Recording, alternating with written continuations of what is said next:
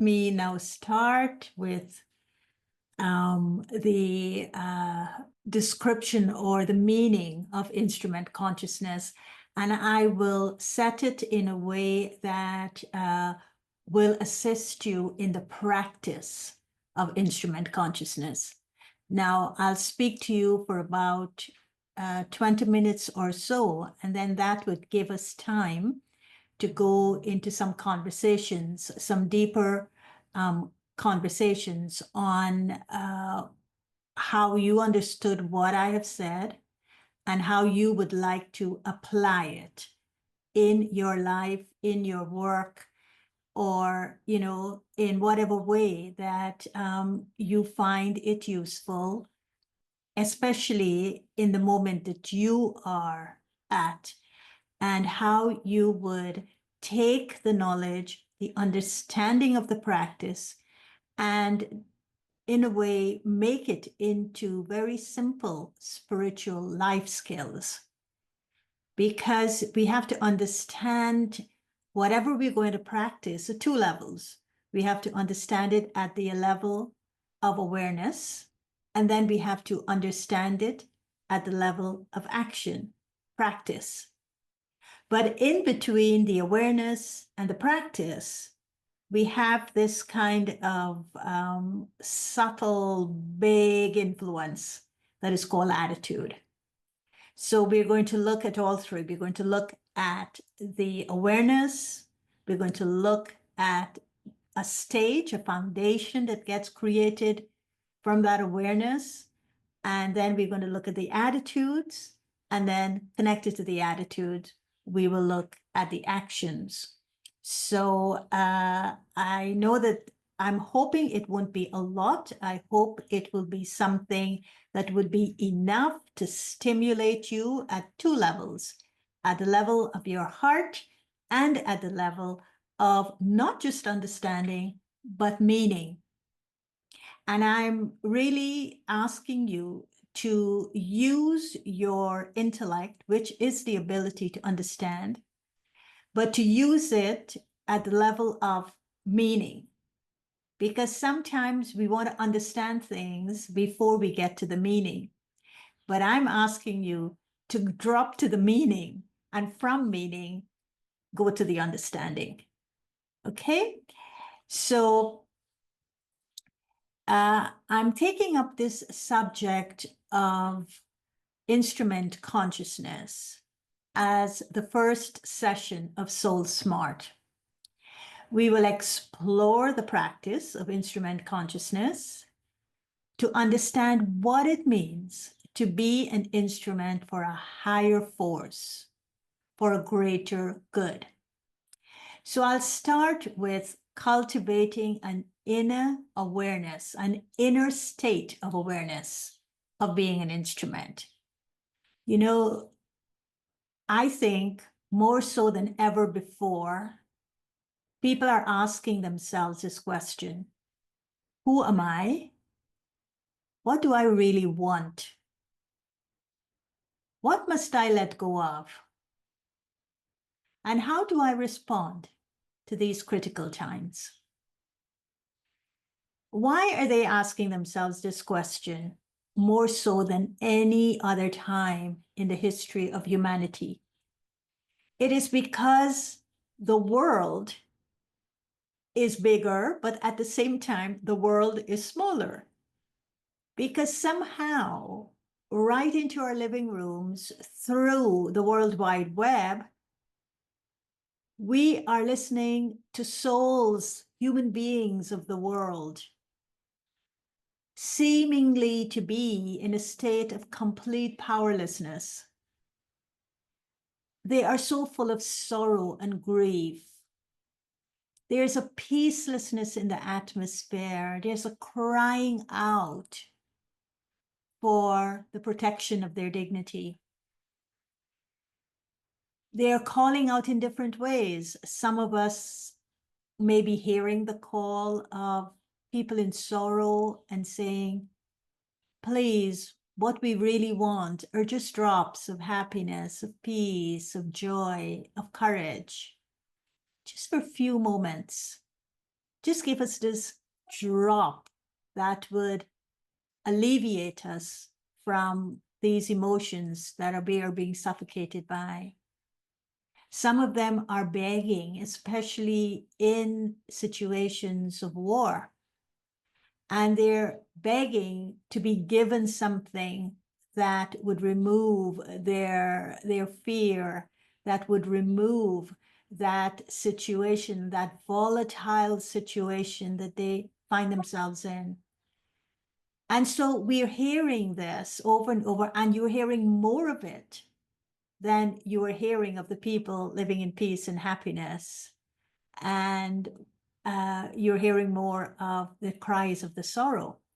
So seeing these conditions in our world today, I think each one of us is asking the question, how do I respond to these critical times? Listening to these cries, how do I not block them out and move into a space of rest and comfort and ignoring what is going on, because we can't ignore it anymore. So the big question here to understand instrument consciousness, I suppose, is this question: how do I respond to these critical times? So the consciousness of an instrument actually is in the awareness, and it is awareness that we have to cultivate. And there are two levels of cultivating this awareness. But there is one aspect that I'm cultivating in both these two levels. So that aspect of cultivation is capacity. I'm cultivating a capacity within myself. And this capacity is allowing me to have this awareness, to cultivate this awareness. And so the first capacity that I'm cultivating is the capacity to be merciful and to be benevolent towards others. So when I hear the call, the tendency is, how can I show compassion? Another way of saying being merciful is to be compassionate. How can I have this compassion within me? And how can I move my compassion into being benevolent toward another? Well, before I could do that, before I could respond to the call, I must first of all do it for myself. I must cultivate the capacity to have compassion for myself, first of all, and then to be benevolent toward myself. So when I'm hearing the call, I'm saying, oh my gosh, I don't have the resources within, but still I want to be compassionate. And what results is compassion fatigue. Or I really want to bring some form of benefit toward this soul who is asking me for peace, but I'm not peaceful within. So I can't even bring the benefit of peace through my words, through my touch, through my eyes, just by listening. I can't even do that because I don't have the capacity. So the first state of awareness is, how do I cultivate this capacity of compassion and benevolence, first for myself, and then to extend that to others. The second level of awareness that I need to cultivate is kindness and care. How do I respond to others with kindness and care? So in order to do that, I must become someone who understands the art of connecting to the peace within me, to look for meaning in life rather than just understanding, and to trust the being that I am is the being that has unlimited potential within for good. So the response to create an awareness in which I'm going to respond with kindness and care, there are a few underpinnings that I need to cultivate that would allow for that natural responding that would emanate kindness and care.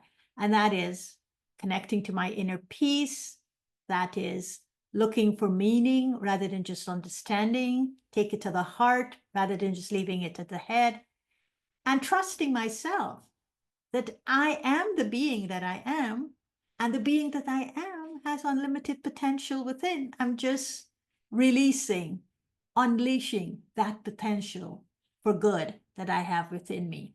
So these two states of awareness are very, very important. Because why are they important? Because they're the basis to generate something that the world needs from us now, and that is elevated thoughts. So it generates two things. It generates elevated thoughts in the mind, and those elevated thoughts become the spiritual power of the soul.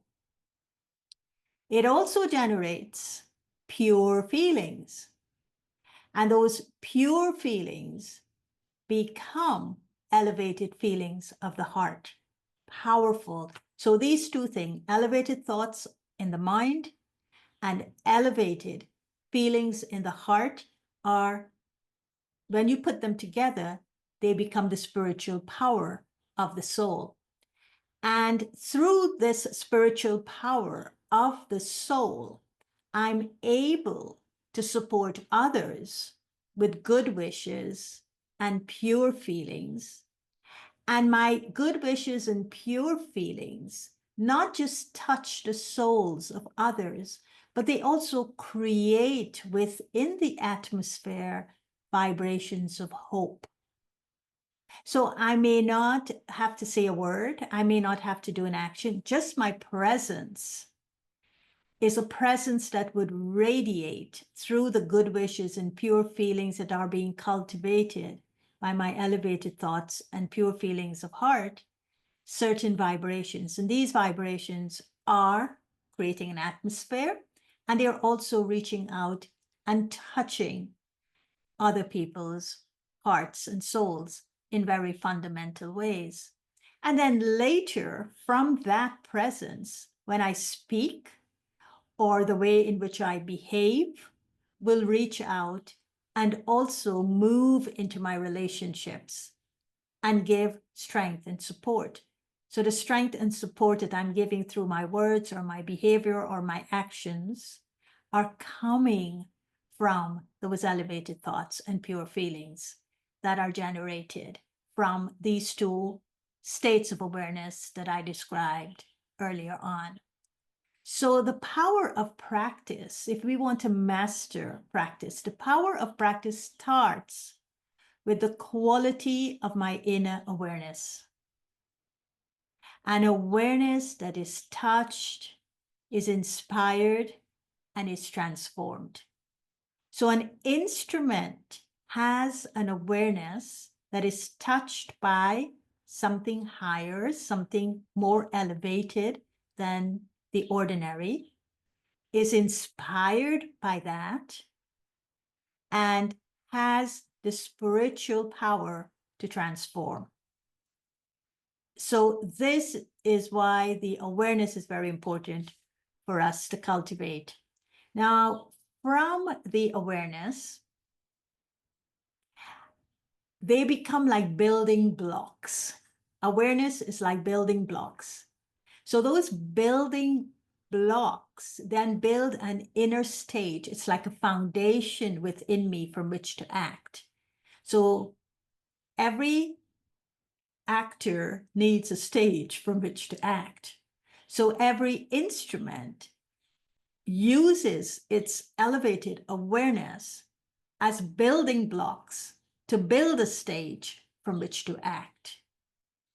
And so there are 4 building blocks that emerges out of an elevated awareness when I am aspiring to master this practice of being an instrument. So the first building block is the feeling of being an instrument.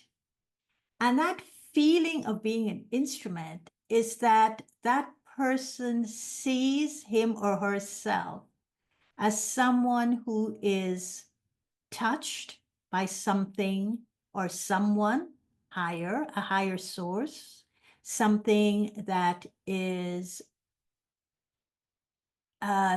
asking of them, that is bigger than themselves, asking much more than who they are, and something bigger than themselves. And they are inspired to do that, what they're touched by, with their innate qualities of love and of peace and of joy and of acceptance and of patience. So that touching is inspired by something that's within them, that is latent within them. So that person being an instrument, that feeling within them is that suddenly they begin to see everything in front of them with love. And that seeing with love opens them not to just linear seeing, not just what is in front of them and they're seeing with these physical eyes, but they're seeing something in its totality. So they're seeing something that, they're seeing the points that connect. They're seeing what it is that is required from within them. In other words, they're receiving very clear and subtle guidance from a higher source of what is required of them in that moment. So that's the first building block, the instrument's ability to see very clearly what is required of them in that moment, because they're feeling the touchings and the inspirations of subtle guidance.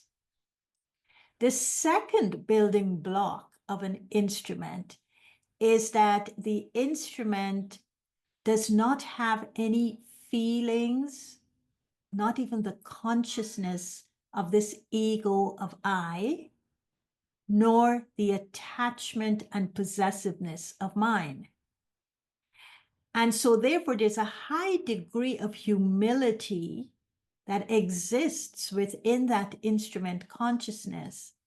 And that humility becomes the key to unlock greater potential.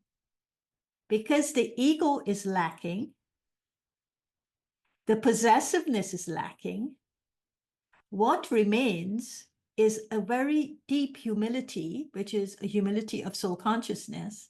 And that becomes the key. This humility that replaces the ego becomes the key to unlock a greater potential, to do something as an instrument, to step into something that may be a mystery, to step into something that may be impossible, but yet that feeling of humility made it possible. The third building block of the feeling of being an instrument is, and I think we each have it, because we each want to serve. We want to do something of service. And that deep inspiration for serving is something that we recognize that in order to serve, there's something within me that is seeking, it's like a gift that was given to me at birth, and the world now needs this gift from me. Now, I'm calling it service, but it's actually a grace gift that is wanting to emerge from within me, with which I want to serve the world with in new and novel ways. And so it is as if the soul is seeking new ways. This instrument consciousness is seeking new ways through which they can inspire others to also bring out their grace gift and offer it to the world in service. So what does an instrument do? Is the instrument in meeting people in regular everyday situations. They're choosing to invest their time and their thoughts and their relationships building in generating this newness that is coming from them and wanting to touch that in others, as opposed to the deficit of trying to fix things. So The instrument consciousness is no fixing of things. The instrument consciousness is let me bring something new to the moment and let me create something with novelty and with newness because it's coming from this grace gift within me. And the fourth building block of an instrument consciousness is silence. Some people may call it going beyond sound, and silence in this term or in this context is what people have referred to as nirvana. Nirvana is not a silence that is of null and void. It's not a silence of punishment. It's not a silence of not speaking up when you have to speak up, but it's actually nirvana. You're going into a generative silence. You're going into a silence that you are putting the noise away and you're becoming stable in that stage of beyond sound or nirvana. And when you're in that stage of silence, of beyond sound, you are able to enable other souls to also quiet down with the noise that is going on within them. So the instrument actually never rushes. This fourth building block of silence is that the instrument never rushes into doing something. They never come from action consciousness. They come from awareness consciousness. So that instrument becomes an observer in the silence. And so what does this silence beyond sound, what does it do for the instrument? It becomes a means for the instrument to step in, not even back, but step in. And when they step in themselves, they center themselves in their self-respect. They center themselves being this beautiful soul. They can then see very clearly what's going on. But the first thing they would see clearly what's going on is they would see the person for who he or she is, and they will see the situation for what it is. But even beyond that, the silence opens up a space for the instrument to see himself as to who he or she is, and to look at the situation inside of him or herself from which they will now respond. So the silence opens up a space for the instrument to listen to him or herself in terms of how he's listening to the other.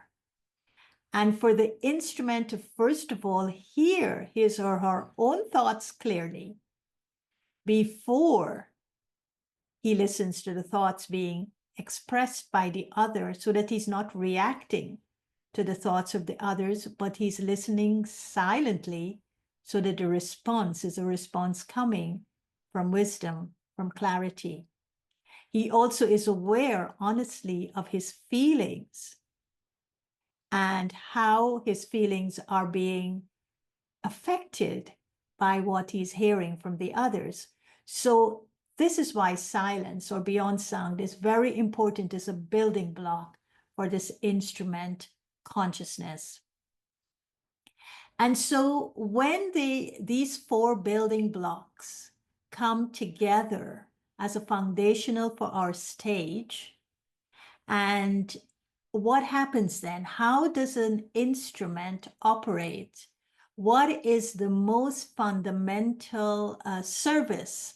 What is the most fundamental vibrations that the instrument is offering in whatever situation this instrument finds him or herself in through their presence? Because instrument consciousness is actually a presence that I bring with me, a presence that shows up with me, a presence that allows me to live a life that is meaningful. And so one of the no-nos of an instrument consciousness person is that they will never ask the question, unnecessarily so, the question why. You know, sometimes things are happening in our lives and we go, why is this happening? And why is that? It's, like the kids. And the kids go, why is this? And why is that? And why is the other? And why is the other thing not happening? And when these two things happen, why is it that it brings this result? So the kids is asking why and why and why, and then the parent gets very fed up with the whys and they don't like the whys.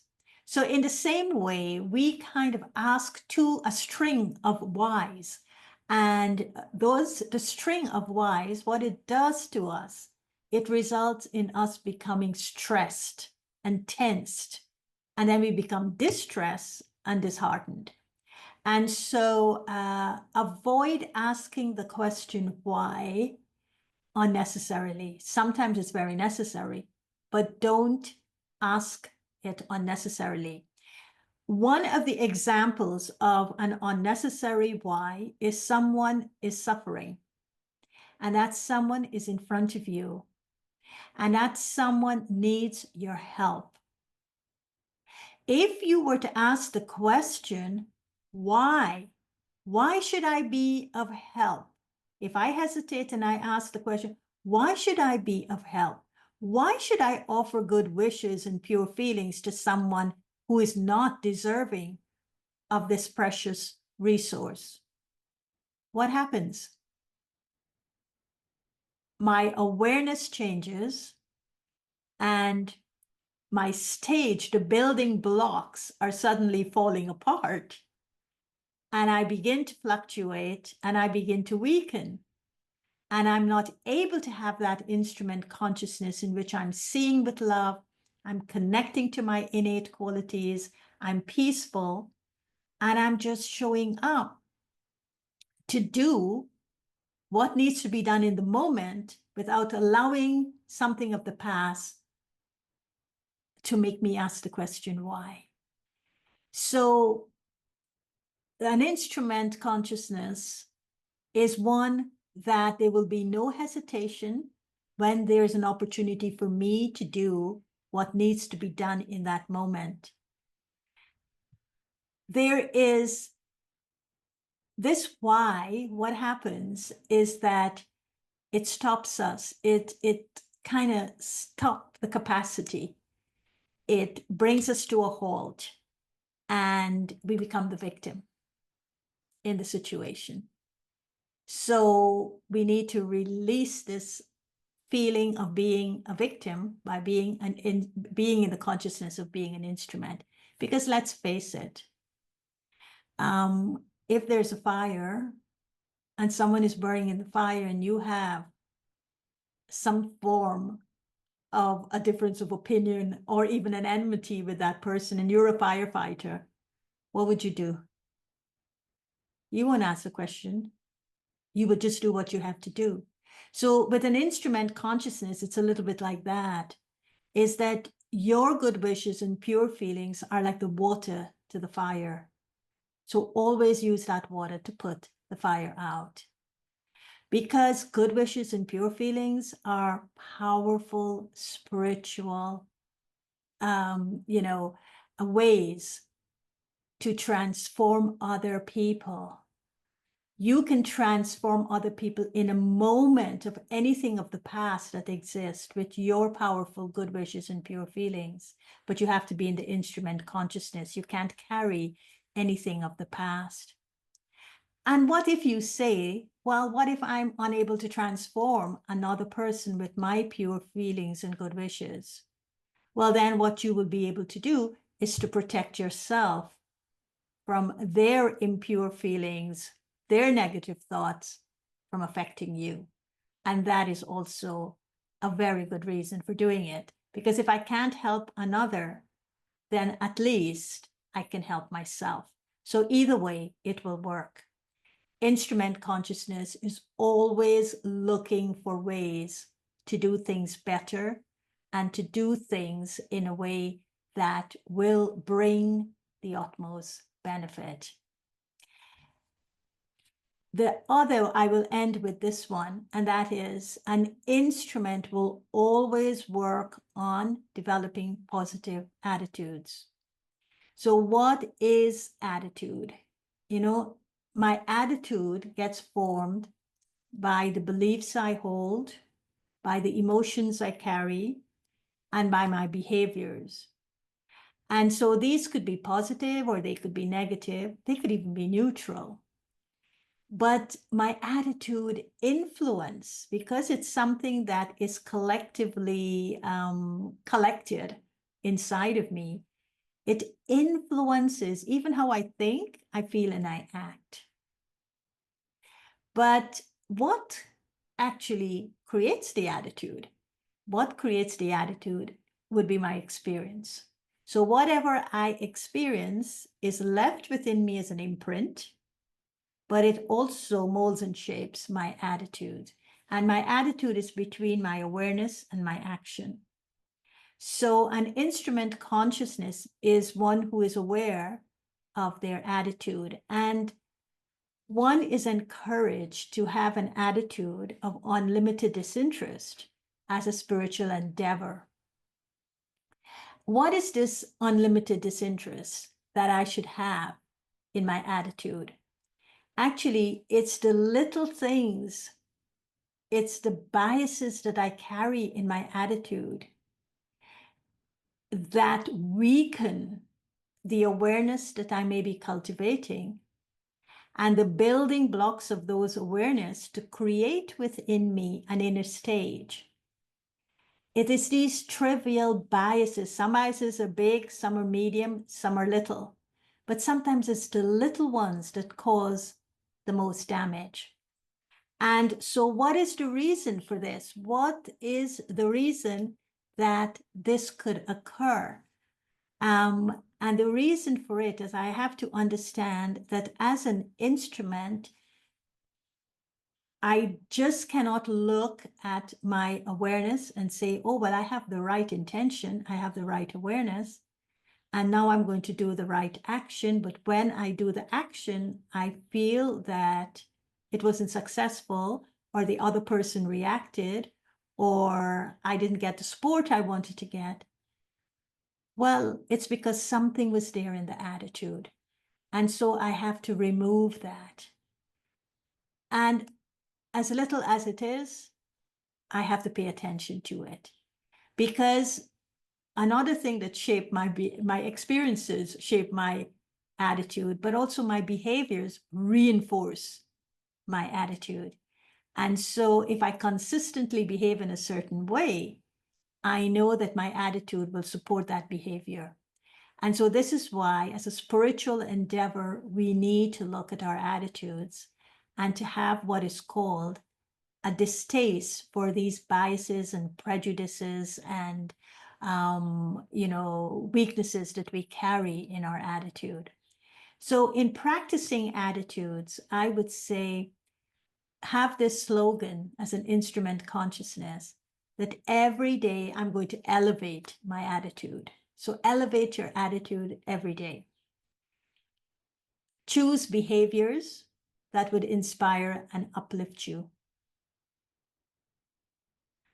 Recognize the good things in your life, the little things that are good, the little things that bring big joys. Like it was raining, you couldn't go out, and then suddenly the sun shines and you're so happy, it brings you joy. And let go of your conscious biases. Conscious biases means I'm aware I have those biases. Unconscious biases, I'm not aware. So let go of the conscious ones. Another thing that would allow you to transform that attitude or to develop a positive attitude is through your affirmations of yourself. We call it reaffirming your own dignity.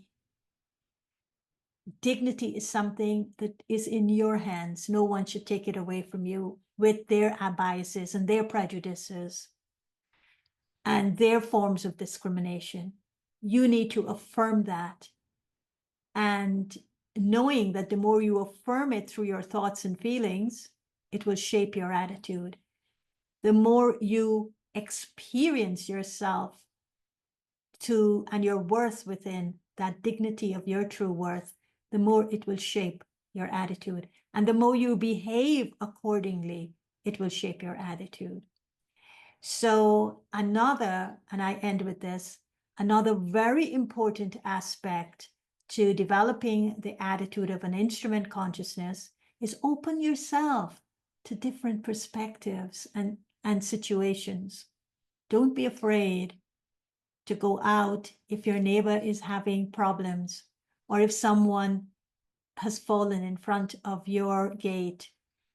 Open yourself to the different perspectives and don't judge the person based on the situation he or she may find themselves in. Be curious, find out what's going on, be of help. Don't have an attitude of being judgmental. And this will broaden our understanding, and take it to meaning. Because understanding, as I said, at the level of the intellect or the mind will keep us right there. But when understanding moves to meaning, or understanding comes out of meaning, then it will potentially change our behavior and our vision of our relationships and of our situations and of our world. So within that context, to master practicing instrument consciousness, I must look at cultivating the right awareness. I must look at the building blocks of those awareness in order to build an inner foundation, which I'm calling a stage from which to act. And thirdly, is to look at my attitudes and to see that my attitudes are not tripping me from bringing my awareness into actions, and to remove those biases that exist in my attitude. And the four things, the four building blocks are very, very important. And the four building blocks must be the feeling of being an instrument. I'm touched, I'm inspired, I'm transforming by something higher than me. The second thing is that the humility with which the instrument consciousness has is something very natural. The fakeness is the ego. And so once that ego is removed and that humility becomes natural, there's unlimited potential being released. The third is that grace gift within me that wants to be of service to the world, that is coming from within me to bring newness, renewal, rejuvenation to this world that I'm living in, that is forcing itself out of me. And the instrument consciousness is aware of that. And finally, it is within that nirvana, that silence, that beyond sound, that my dignity is restored. And it is a space in which I suppose I meet my creator. And in meeting my creator, I become someone that is totally with an instrument consciousness. Because as we said, God works with instruments that have the awareness that they are instruments. These four building blocks would make me that instrument for something higher and something more elevated, and would keep me on the higher ground, in the higher awareness. So I'll stop there, and I now open it in terms of the conversation.